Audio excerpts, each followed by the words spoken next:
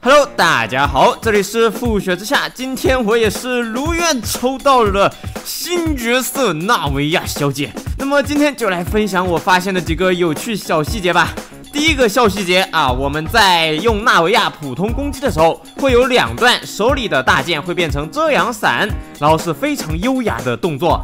但是如果我们在挥出遮阳伞的时候，打开角色界面更换武器，那么退出来之后，你就会发现普攻原形毕露，大剑和伞同时出现，用大剑撑伞，不愧是你纳维亚。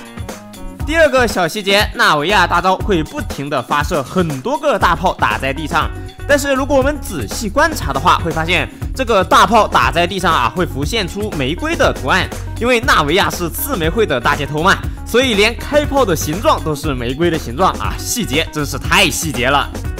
第3个小细节啊，纳维亚有一个吹风的待机动作，这个风呢，它是真的会影响环境，比如说吹动草皮什么的，同样可以轻微的推动剩余物和掉落物，但是效果不如77，因为77待机动作吹的阴风啊，可以直接把它们聚在脚下，而且吸力更强。我们77真是太强啦！什么？你怎么知道我77刚刚4命了？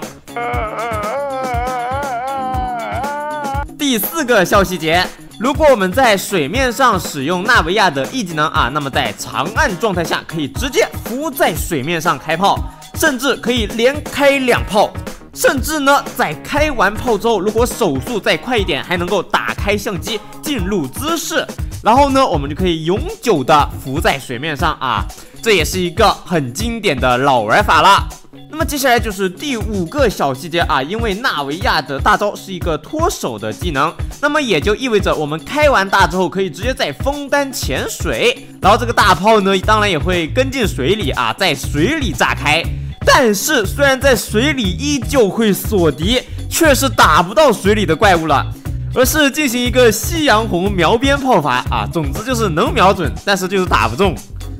同样呢，我们也可以进入花灵模式啊，让花灵变成一个行走的大炮发射器，也就是花灵牌轰炸机，并且呢还不会吸引怪物的仇恨，非常的 nice。